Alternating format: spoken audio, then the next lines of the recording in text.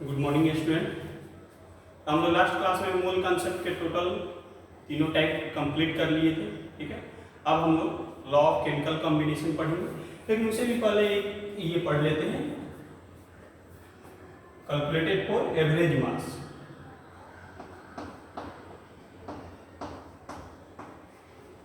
Average mass कैसे calculate करते हैं, ये किसके लिए कैलकुलेट करते हैं? Calculated for isotopes. Calculated for isotopes. ठीक है, आइसोटॉप्स के लिए एवरेज मास हम कैलकुलेट करते हैं। तो इसमें आप यहाँ पे देख लीजिएगा, इसमें आपको गिवन है सब, जैसे एग्जांपल्स के तौर पे ये लेते हैं, ये क्लोरीन। ठीक है, तो क्लोरीन ये 35 है, इसका मास कितना है? 35। क्लोरीन के दो आइसोटॉप्स होते हैं, क्लोरीन 35 और क्लोरीन 75। यहाँ पे देखिएगा क्लोरीन 37। ठीक है, तो 75 के कितना परसेंट दिया हुआ है? 35% गिवन है इसका, और 37 का ये 25% हमें गिवन है। अब इसका आपको एवरेज मास निकालना है आइसोटॉप्स के लिए। आइसोटॉप्स के लिए एवरेज जो मास हो जाएगा, एवरेज मास हो जाएगा, वो क्या हो जाएगा? यहाँ पे देखिएगा 35 गुने 75 प्लस 37 गुने 25 डिवाइड बाई कितना? 75 प्लस 25। ठीक है, एवरेज मास कैसे कैलकुलेट करते हैं? 75 इसके मास मल्टीप्लाई बाई इसका परसेंटेज इंटू इसका मास मल्टीप्लाई बाई इसका percentage divide by total percentage. ठीक है, तो यहां से आप कैलकुलेट कीजिएगा, यहां से 25 को कॉमन कर लीजिए। 25 को हम कॉमन करते हैं तो ये क्या होगा? 35 गुने 3 प्लस 37 डिवाइड बाई 100। 25 को कॉमन कर लिए तो इससे ये कितना हो जाएगा? 4 ये 35 ये 105 और ये 37 142 डिवाइड बाई कितना? 4, और इसको कैलकुलेट करिएगा तो 35.5 आपका मास आ जाएगा फ्रैक्शन। तो एवरेज मास मेनली कैलकुलेट किसके लिए करते हैं? आइसोटॉप्स के लिए कैलकुलेट करते हैं। ठीक है, और आइसोटॉप्स में जब फ्रैक्शन में जो मास आता है, जैसे कई बार आप क्लोरीन का पढ़े हैं 35.5 होता है, और भी अदर जो एलिमेंट है उसके फ्रैक्शंस में उसके रीजन्स क्या होते हैं? आइसोटॉप्स, उसके अलग अलग परसेंटेज गिवन होते हैं, इसलिए ये मास क्या होता है? फ्रैक्शन में आता है। ठीक है, तो इसको कैलकुलेट कर लीजिए। अब इसका एक जनरल एग्जांपल बना दिया जाए एवरेज मास कैलकुलेट करने का। Average mass,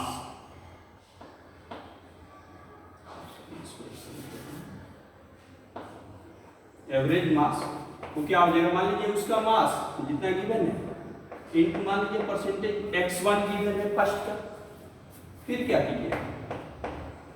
m2 x2 plus m3 x3 plus dot dot जितना भी दिया है डिवाइड बाई क्या कहते हैं? x1 plus x2 plus x3 plus dot dot. ये आपका एवरेज मास कैलकुलेट करने का फॉर्मूला। ठीक है, कोई डाउट? तो पहले इसको नोट कर लीजिए, इसके बाद इस पर हम लोग सवाल।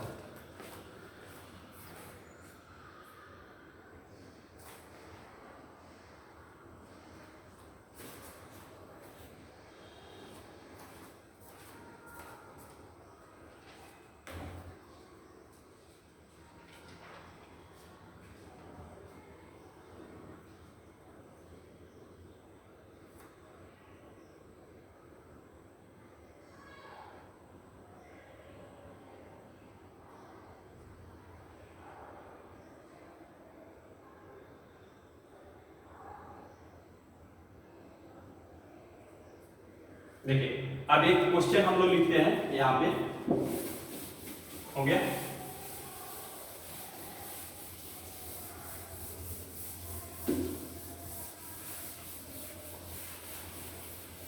क्वेश्चन लिख लीजिएगा यहाँ पे।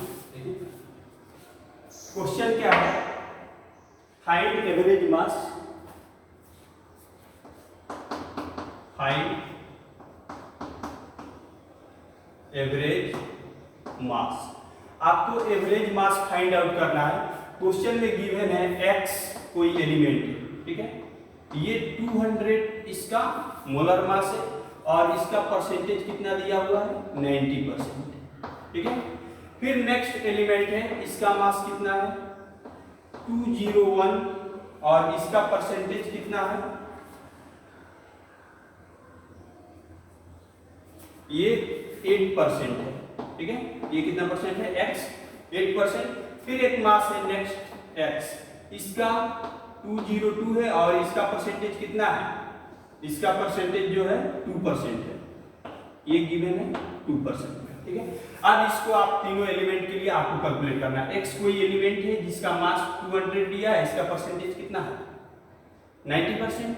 x कोई एलिमेंट है जिसका मास 201 है और उसका परसेंटेज 8%, और x कोई एलिमेंट जिसका मास 202 और इसका परसेंटेज 200। अब यहाँ पे आपको इसको निकालना है एवरेज मास। एवरेज मास कैसे आएगा,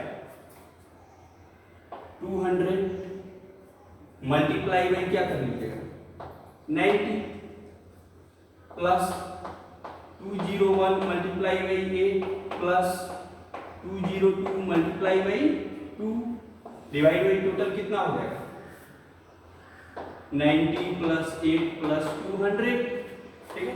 अब यहां से सोचिए कोई ऐसा वर्ड को कॉमन लीजिए जो इजीली आसानी से कैलकुलेशन है। इसमें देखिए सब में से 2 हम कैलकुलेट कर सकते हैं, कॉमन ले सकते हैं, 2 इजीली कॉमन हो जाएगा, 2 हो जाएगा ना जी कॉमन। इसमें से 2 कॉमन कर लीजिए। जैसे 2 आप कॉमन कीजिएगा, यहाँ पे देखिए बाहर में 2 को कॉमन कर लेते हैं, 2 को कॉमन करेंगे, यहाँ पे क्या हो जाएगा 100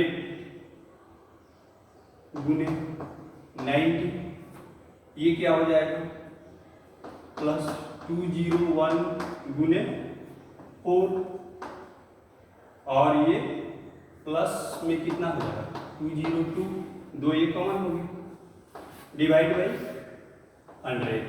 अब इससे इसको कैंसिल कर दीजिएगा, ये हो गया क्या है कितना आ जाएगा 50, यानी ये हो गया 100 गुने 90 प्लस 201 गुने 4 प्लस 202, और यहाँ पे कितना आ गया 50। यहाँ भी देखिए, यहाँ पे भी आप क्या कीजिएगा, अब कितना कॉमन हो सकता है, अभी भी 2 कॉमन हो सकता है, फिर से 2 कॉमन कर लीजिए।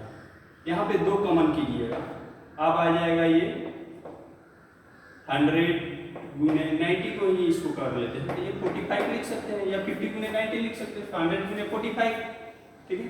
फिर ये कितना हो जाएगा 201 है, तो 201 इंटू 2 प्लस ये कितना हो जाएगा 101 डिवाइड बाई 50। अब 25 बच गया, यहाँ से डिवाइड कर दिए, फिर कितना आ जाएगा 25। अब ये कितना हो जाएगा 5500 प्लस ये हो गया 202 प्लस 101,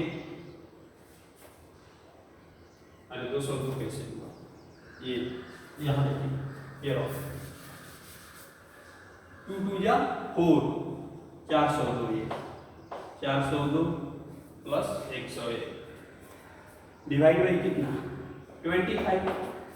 इसको कैलकुलेट कर लीजिए, 45 से 4 कितना हो गया 49 और 1 50, यानी 50 0 2 1 3 डिवाइड बाई 25, और इसको आप कैलकुलेट कीजिएगा तो ये आ जाएगा 200.1, ये आपका फ्रैक्शन में आ गया, ठीक है।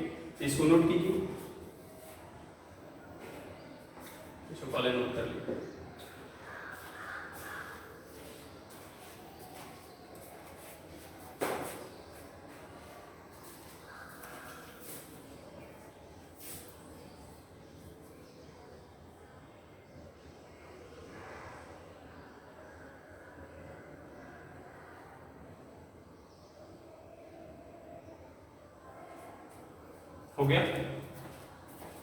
हो गया, ठीक।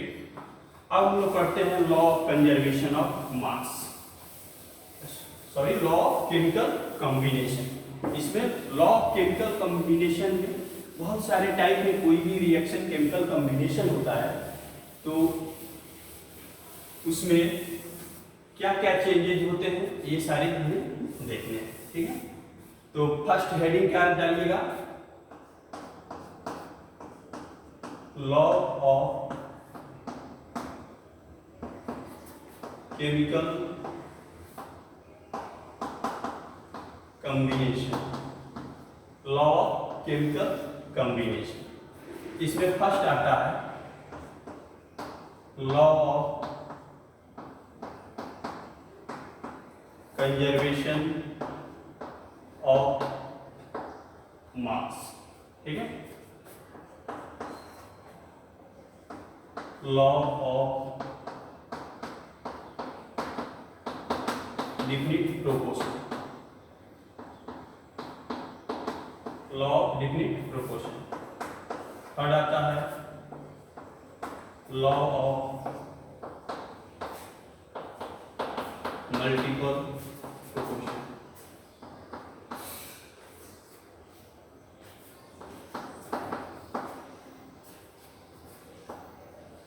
लगा लीजिए proportion.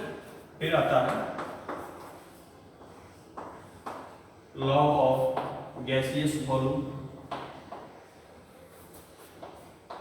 Law of gaseous volume, ये फोर्थ, और ये फिफ्थ हो गया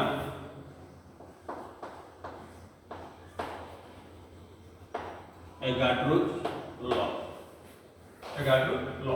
तो हमें ये इसमें 5 तरह के हैं लॉ ऑफ केमिकल कॉम्बिनेशन। इसमें फर्स्ट पढ़ना है law of conservation of mass, law of definite proportion, law of multiple proportion, law of gaseous volume and Avogadro's law. ये 5 तरह के हमें लॉ पढ़ने। इसमें हेडिंग डालिए फर्स्ट क्या, law of conservation of mass. First law of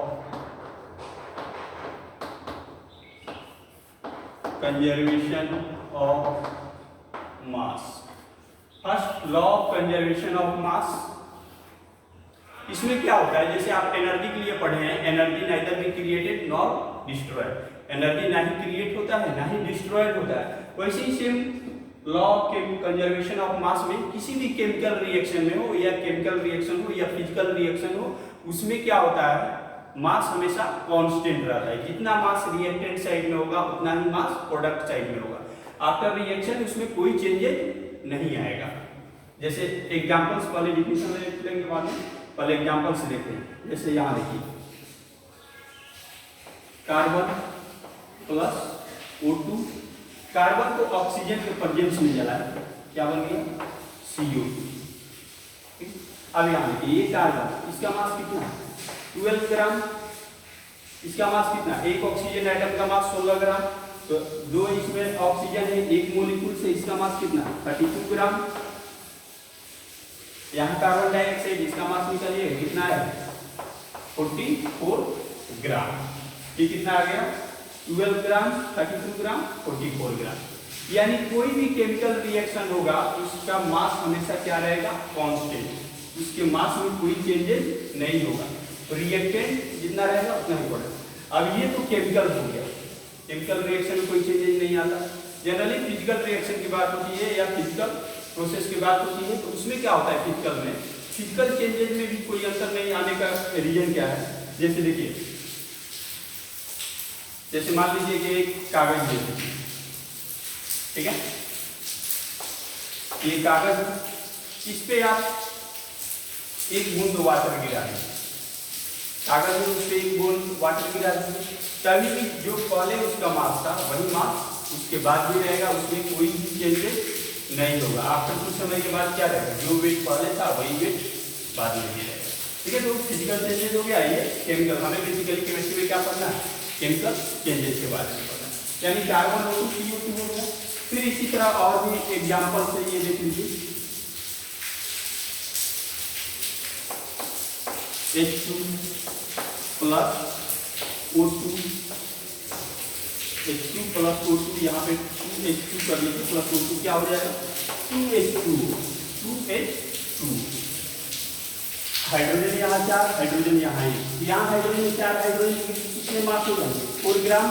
एक hydrogen का 1 ग्राम, 4 हाइड्रोजन, एक मोलिक्यूल के हाइड्रोजन है, उसे 2 से मल्टीप्लाई है, टोटल हाइड्रोजन कितने हो गए, 4 ग्राम। यहाँ पे ऑक्सीजन कितना हो गया, एक ऑक्सीजन का मास 16, 2 ऑक्सीजन 32 32 ग्राम, और यहाँ पे एक वाटर मोलिक्यूल का मास कितना होता है 18 ग्राम। 2 वाटर मोलिक्यूल, इसका मास कितना हो जाएगा 36 ग्राम। अब जितना मास रिएक्टेंट साइड में है उतना ही मास प्रोडक्ट साइड में है, जितना मास रिएक्टेंट साइड में है उतना मास प्रोडक्ट साइड में है। यानी 4 gram plus 32 gram equal to 36 gram. ठीक है, यानी mass of reactant equal to mass of product, ये लिख लीजिएगा। Mass of reactant equal to mass of product. ठीक है, यानी जितना मास रिएक्टेंट का होगा उतना ही मास प्रोडक्ट का होगा। इसमें कोई चेंजेस नहीं आएगा, इसमें कोई चेंजेस नहीं आएगा। अब इसका डिफिनेशन लिख लेते हैं।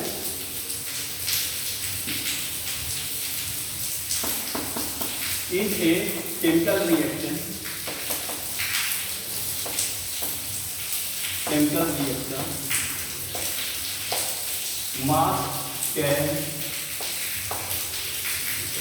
mass can neither created nor destroyed. In a chemical reaction में mass can neither be created nor destroyed. Mass remain constant. Mass remain constant. यानी केमिकल किसी भी केमिकल रिएक्शन में मास ना ही क्रिएट होता है ना ही डिस्ट्रॉयड होता है, मास रिमेन कांस्टेंट। ठीक है, इसको देखेंगे एग्जांपल कीजिए।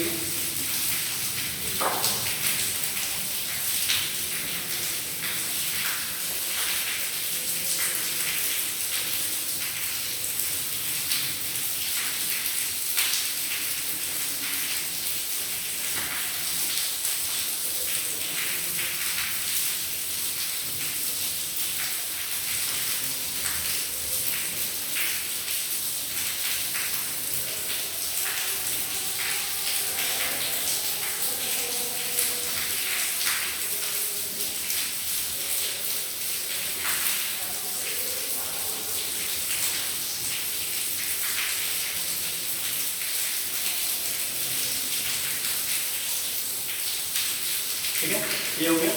इधर देखिएगा, जैसे और भी एग्जांपल आप ले सकते हैं। N2 प्लस 3H2 क्या बन 2NH3। N2 ये कितना हो गया, एक नाइट्रोजन का 40 ग्राम, 2 नाइट्रोजन का 28 ग्राम। ठीक है, हाइड्रोजन यहाँ पे कितना हो गया 6 ग्राम, यहाँ पे ये कितना हो गया बन गया 34 ग्राम। देख रहे हैं जितना मास यहाँ उतना ही मास, दोनों का सम अगर देखेंगे तो लिखो, यानी रिएक्टेंट साइड का मास ऐसे लिख सकते हैं। मास of reactant, mass of reactant कितना है 28 plus 6 34 gram. Mass of product तो कितना होगा 34 ग्राम। यानी किसी भी केमिकल रिएक्शन में ये मास जो है रिएक्टेंट का वो प्रोडक्ट की इक्वल होता है। अब ये जो रूल है, ये जो लॉ है वो वैलिड है सिर्फ केमिकल रिएक्शन के लिए। अब देखिए रेडियो एक्टिव डीके के लिए वैलिड नहीं है। रेडियो एक्टिव एलिमेंट का जो रिएक्शन है उसके लिए ये वैलिड नहीं है। ठीक है, ध्यान रहेगा। दूसरा यहाँ पे देखते हैं, जैसे एक और सवाल है CaCO3 है। ठीक है, CaCO3 है, ये मान लीजिए इसका कितना है 60 ग्राम यहाँ कंज्यूम। अब यहाँ पे ये CaO और CO2 दो में कन्वर्ट हुआ। कैल्शियम कार्बोनेट इसको हीट दिए, किसमें ब्रेक हुआ कैल्शियम ऑक्साइड और कार्बन डाइऑक्साइड, और ये 50 ग्राम हो गया। ठीक है, और मानते हैं ये 40 ग्राम है और ये कितना है 10 ग्राम। एज्यूम कर लीजिए ये 40 ग्राम और ये 10 ग्राम। आप कहिएगा सर ये तो 100 ग्राम CaCO3 का मास कितना होता है 100 ग्राम, तो ये तो 50 ग्राम इसका यूज हुआ। तो इसमें क्या होता है, जितना इसका रिएक्टेंट, जैसे मान लीजिए ये CaCO3 कितना है 100 ग्राम, अगर 100 ग्राम है तो इसमें 50 ग्राम इसका क्या हो रहा है, प्रोडक्ट में कन्वर्ट हो रहा है, 50 ग्राम इसका प्रोडक्ट में कन्वर्ट हो रहा है। तो लेफ्ट कितना बच गया 50 ग्राम, लेफ्ट में भी बच गया। तो mass of reactant, mass of product equal to हो जाएगा, सॉरी यहाँ equal mass of reactant equal to mass of product plus mass left in reactant. अब यहाँ ऐसा नहीं है कि इसका 100 ग्राम है, ये तो कहिएगा सर ये तो 100 ग्राम है, इसका कन्वर्ट कितना हुआ 50 ग्राम, बिल्कुल 50 ग्राम कन्वर्ट हुआ, नो प्रॉब्लम, कोई दिक्कत नहीं है इसमें। अब यहाँ पे मास ऑफ रिएक्टेंट जो हो 100 ग्राम, तो मास प्रोडक्ट ये तो 50 ग्राम में आ रहा है, तो मास ऑफ प्रोडक्ट जितना होगा टोटल जोड़ लीजिएगा, जितना लेफ्ट में ये बच जाएगा CaCO3 जितना कन्वर्ट हुआ, बाकी लेफ्ट में ये बच गया इतना, तो जितना बच गया उसको क्या कर देंगे यहाँ ऐड कर देंगे, अभी भी ये क्या रहेगा सेम, ठीक है। ये हमारा लॉ ऑफ कंजर्वेशन ऑफ मास रहा, पहले इसको नोट कर लीजिए, इसके बाद आगे देखते हैं law of definite proportion.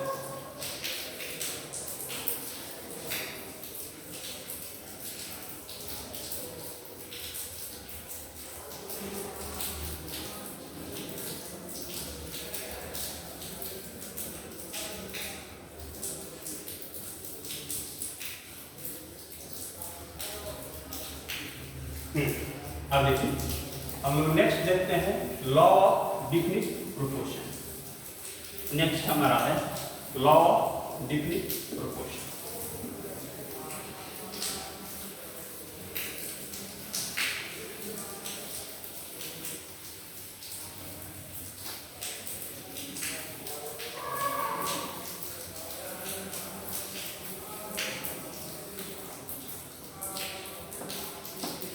Law of definite proportion. Law of definite proportion में क्या होता है, इसमें क्या होता है, according to this law, according to this law ratio of mass of the component according to this law ratio of mass of the component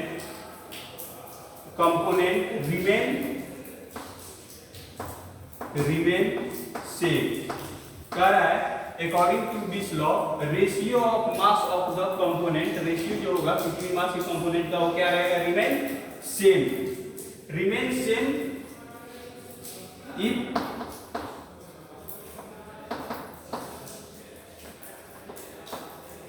if any source can be used।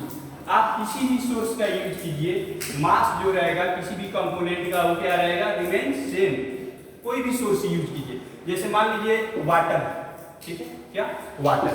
अब water चार तरह के, कई तरह के water होते हैं, सब में हाइड्रोजन और ऑक्सीजन का मास क्या रहेगा, सेम। जैसे वो चाहे आप टैप वाटर ले लीजिए या रेनी वाटर ले लीजिए या रिवर का वाटर ले लीजिए या सी का वाटर ले लीजिए, किसी भी वाटर को ले लीजिए। यहाँ पर देखिए H2 प्लस हाफ O2, ये क्या बन गया H2 प्लस हाफ O2, ये क्या बन गया H2। अब यहाँ पे हाइड्रोजन के कितने ग्राम है, 2 ग्राम। हाइड्रोजन कितना ग्राम, 2 ग्राम। ऑक्सीजन के कितना ग्राम, 16 ग्राम। तो वाटर के कितना फॉर्मेशन हुआ, 18 gram. Law of conservation of mass को ये प्रूव करना है, ठीक है। 2 16 18 ये भी 18 ग्राम, ठीक है। Law of conservation of mass को। अब ये लॉ ऑफ डिफिनिट प्रोपोर्शन क्यों है, अब यहाँ पे इसका रेशियो निकालिएगा, आप चाहे कोई भी सोर्स ले लीजिए वाटर का, ठीक है। हमेशा हाइड्रोजन और ऑक्सीजन का मास क्या रहेगा, रिमेन सेम, उसका कंपोनेंट का मास क्या रहेगा, हमेशा सेम रहेगा। अब ऐसे यहाँ पे देख लीजिए, जैसे इसको सिंपल रेशियो में हम लिखते हैं तो 2 से डिवाइड कर देंगे तो ये इसका कितना हो जाएगा, अगर 1 ग्राम हाइड्रोजन लेते हैं तो आपको 8 ग्राम क्या लेना पड़ेगा, ऑक्सीजन, तो आपको 9 ग्राम क्या मिलेगा, वाटर, 9 ग्राम वाटर। ये 1 ग्राम है, ये 8 ग्राम। अब यहाँ पे देखिए मास क्या हो गया, फिक्स हो गया। ये हाइड्रोजन का 1 ग्राम, तो ऑक्सीजन का 8 ग्राम, तो ये वाटर का कितना हो गया, 9 ग्राम। वाटर का मास टोटल कितना हो गया, 9 ग्राम। ये 1 ग्राम, 8 ग्राम, तो ये 9 ग्राम। आप चाहे इसको 2 मोल लीजिए, 3 मोल लीजिए, 5 मोल लीजिए, चाहे इसके कोफिशिएंट में जो भी आपको नंबर हो उससे मल्टीप्लाई कर लीजिए, लेकिन जो ऑक्सीजन और हाइड्रोजन का रेशियो आएगा वो हमेशा क्या आएगा, कांस्टेंट आएगा, एक फिक्स रेशियो आएगा, एक फिक्स वैल्यू आएगा। हाइड्रोजन का कितना 1, ऑक्सीजन का 8, तो वाटर का 9।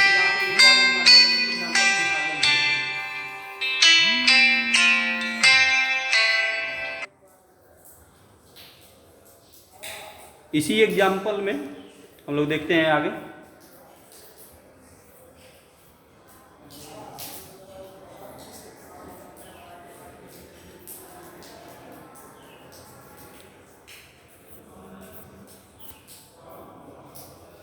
इसी एग्जाम्पल्स में हम आगे देखते हैं, ध्यान देखिए। जैसे आप यहाँ पे ये 2H2 ले लीजिए, 2H2 प्लस O2, 2H2 या हाइड्रोजन के कितने ग्राम है, 4 ग्राम, ऑक्सीजन 32 ग्राम, ये वाटर कितना बनेगा 36 ग्राम।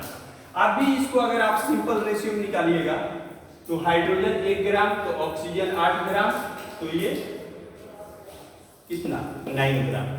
क्योंकि यहाँ पे देखिए सिंपल रेशियो में 4 से डिवाइड कर दीजिए आप, इसमें कॉमन क्या है 4, इसे डिवाइड कर दीजिए, ये कितना हो गया 4 से डिवाइड कर देंगे तो ये 1 ग्राम, तो ये कितना हो जाएगा 8 ग्राम, तो ये 9 ग्राम। समझ रहे हैं। आप चाहे कितना भी इसका कोएफिशिएंट भी किसी नंबर से मल्टीप्लाई कर दीजिए, ठीक है, हमेशा जो मास है वो क्या रहेगा, कांस्टेंट रहेगा, या जो इसका रेशियो है हाइड्रोजन और ऑक्सीजन का वो फिक्स रेशियो रहेगा। जैसे एक और एग्जांपल लेते हैं, कार्बन प्लस ऑक्सीजन क्या बन गया CO2। अब यहाँ पे कार्बन कितना है 12 ग्राम, ऑक्सीजन कितना है 32 ग्राम, तो कार्बन डाइऑक्साइड 44 ग्राम। यहाँ पे लिख लीजिएगा हाइड्रोजन रेशियो ऑक्सीजन जो है कितना है 1:8 ग्राम।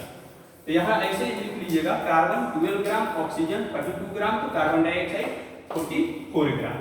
यहाँ भी अगर इसको देख लिया जाए तो इसमें क्या कॉमन है 4 से आप डिवाइड कर सकते हैं इसको, तो 4 से डिवाइड कर दीजिएगा तो 4 3 या 12, ये 3 ग्राम, ये कितना 8 ग्राम, तो ये कितना 11 ग्राम। देख लीजिए 11 से इसको डिवाइड कर दीजिए, 4 से डिवाइड कीजिए तो 11 4 11 या कितना हो जाएगा 44 11, ठीक है। तो यहाँ पे 3 8 11 देखें, यानी कार्बन ऑक्सीजन का जो रेशियो है वो कितना था 3:8। आप कहीं से भी कोई भी सोर्स लाइए, हमेशा कार्बन ऑक्सीजन का जो रेशियो रहेगा वो फिक्स रहेगा, चाहे आप कोई भी सोर्स लीजिए। समझ रहे हैं, ये हो गया। इधर इसको नोट कर लीजिए, हो गया, पॉज करके नोट कर लीजिए। ध्यान रखिए,